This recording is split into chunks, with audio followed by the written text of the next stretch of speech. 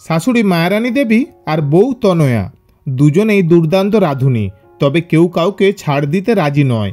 বাড়ির সকলে তাদের হাতে রান্নার প্রশংসা করলেও একে অপরের রান্না নিয়ে তাদের সবসময় একটু না একটু খুঁত ধরা চাই। তোমার রান্নার লবণটা একটুও কম বেশি হয় না মা? তনয়া একদিন মুচকি হেসে বলল।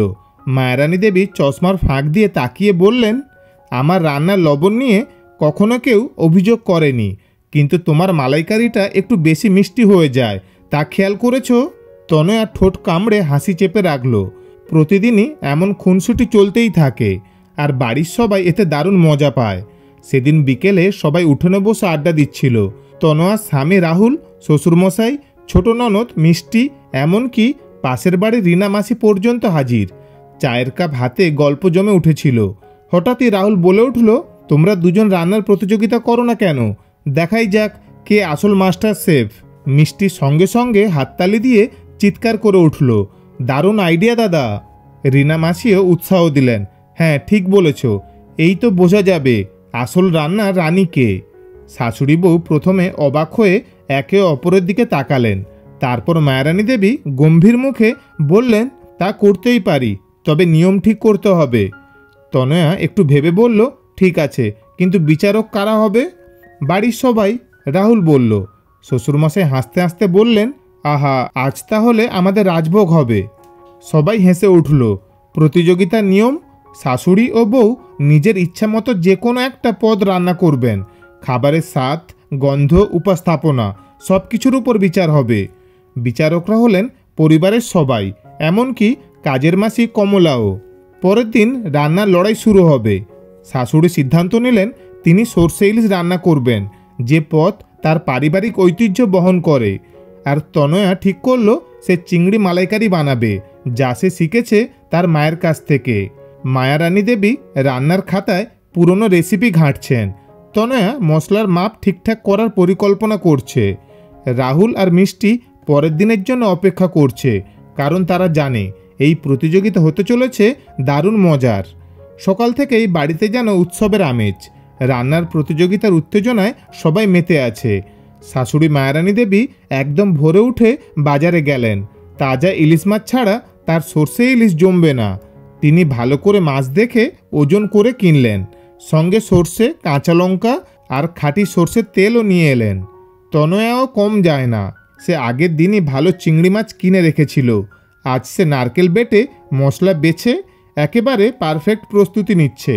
দুজনেই তাদের নিজ নিজ রান্নাঘরে ঢুকে পড়লেন। ঘরের পরিবেশ যেন উত্তপ্ত, কেউ কারো দিকে তাকাচ্ছে না, কিন্তু মনে মনে দুজনেই ভাবছেন, আজ আমিই জিতব। মায়ারানী দেবী ধীর স্থির হাতে কাজ করছেন।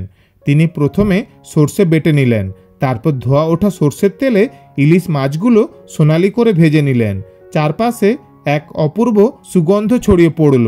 রান্নাঘরের বাইরে দাঁড়িয়ে থাকা রাহুল, মিষ্টি, শ্বশুরমশাই সবাই লোভাতুর হয়ে উঠল। এদিকে তনয়া নারকেলের দুধ দিয়ে চিংড়ি ফুটতে দিল। সে সাবধানে কাজ করছে, কারণ নারকেলের দুধ বেশি ফুটলে মালাইকারির আসল স্বাদ নষ্ট হয়ে যাবে। কড়াই থেকে এক মিষ্টি সুবাস বের হচ্ছে, যা পুরো বাড়িতে ছড়িয়ে পড়েছে। কমলা মাসি নাকে হাত দিয়ে বললেন, বলো তো কোনটা বেশি সুগন্ধ ছড়াচ্ছে? শ্বশুরমশাই মজা করে বললেন, এটা বুঝতে হলে আগে খেতে হবে। ছোট্ট মিষ্টি রান্নাঘরের দরজায় উকি দিয়ে বলল, বৌদি তাড়াতাড়ি শেষ করো, খিদে পেয়েছে। রাহুল হাসতে হাসতে বলল, আমার মনে হচ্ছে আজ আমি দুটো ডিশই খেয়ে তবে সিদ্ধান্ত নেব। শাশুড়ি ঠোঁটের কোণে হাসি রেখে বললেন, আহারে, আমার ইলিশের ঘ্রাণেই সবাই কাত। দেখিস, প্রথম চামচটা কিন্তু সবাই আমাকেই দেবে। তনয়া একটুও দমে গেল না। সে শান্ত গলায় বলল, দেখা যাবে মা, স্বাদই শেষ কথা বলবে। দুজনেই নিজের নিজের খাবার সুন্দর করে পরিবেশন করলেন। শাশুড়ির সর্ষে ইলিশ, কাঁচা লঙ্কার ঝাঁঝ আর সর্ষের তেলের গন্ধে একেবারে বাঙালিয়ানার ছোঁয়া। বউয়ের চিংড়ি মালাইকারি, সোনালি গ্রেভির উপর নারকেলের দুধের মিষ্টি ঘ্রাণ, সঙ্গে বড় বড় রসালো চিংড়ি। সবাই একসঙ্গে বসে খেতে শুরু করলো। তবে তখনই ঘটে গেল এক অদ্ভুত ঘটনা। শ্বশুরমশাই প্রথমে ইলিশের এক টুকরো মুখে তুললেন, তারপর চিংড়ির ঝোল চামচ দিয়ে খেলেন। মুখের ভাব দেখে কিছুই বোঝা গেল না। রাহুল একগাল খেয়ে চোখ বন্ধ করল। সে এমন ভাব করছে যেন স্বর্গীয় খাবার খাচ্ছে। মিষ্টি মুখ বাঁকিয়ে বলল, উফ, আমি ঠিক বুঝতে পারছি না, দুটোই দারুণ হয়েছে। কমলা মাসি বললেন, তবে আমি বলি, মাছ মানে ইলিশ। এই রান্নাটা যেন ছোটবেলার কথা মনে করিয়ে দিল। সবাই যখন রায় দেওয়ার প্রস্তুতি নিচ্ছিল, তখনই ছোট্ট তিতলি, তনয়ার 5 বছরের মেয়ে, একটা হাস্যকর কাণ্ড করে বসল। তিতলি একে একে দুটো পদই খেলো, তারপর নিজের ছোট্ট হাত দিয়ে একটা চিংড়ি তুলে নিল আর সর্ষে ইলিশের ঝোলের মধ্যে ডুবিয়ে দিল। সবাই চমকে গেল। রাহুল হেসে বলল, এ কী করলি তিতলি? তিতলি মুচকি হেসে বলল, দুটোই মিশিয়ে খেতে দারুণ লাগছে বাবা। শাশুড়ি আর বউ একে অপরের দিকে তাকালেন। এমন কথা তো তাদের কেউই কল্পনা করেনি।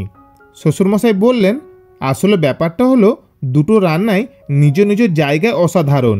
শাশুড়ির রান্নায় পুরনো দিনের ঐতিহ্যের স্বাদ, আর বৌমার রান্নায় নতুনত্বের ছোঁয়া, তাই এদের আলাদা করে বিচার করা কঠিন। রাহুল বলল, বাহ, সত্যিই তাই। আমরা কেন ভাবলাম যে একজনের রান্না ভালো আর একজনের কম ভালো হতে পারে? মিষ্টি বলল, তাহলে কি দুজনেই জিতলেন? কমলা মাসি বলল, অবশ্যই, রান্নার কোনো প্রতিযোগিতা হয় না, বরং মিলেমিশে গেলে স্বাদ আরও বেড়ে যায়।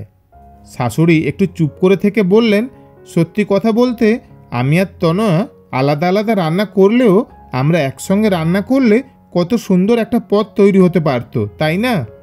তনয়া হেসে বলল, ঠিকই বলেছেন মা। তাহলে আগামী রবিবার আমরা দুজন একসঙ্গে একটা নতুন পদ বানাবো, যেখানে দুজনের হাতের ছোঁয়া থাকবে। পরিবারের সবাই হাততালি দিয়ে উঠল। শ্বশুরমশাই খুশি হয়ে বললেন, বাহ, আজ থেকে আর কোনো প্রতিযোগিতা নয়, শুধু ভালোবাসার রান্না। বাড়িতে আনন্দের জোয়ার বয়ে গেল। রান্নার লড়াই শেষ হলো এক সুন্দর সমঝোতায়। আসলে রান্না শুধুমাত্র প্রতিযোগিতার বিষয় নয়, এটি ভালোবাসার বহিঃপ্রকাশ।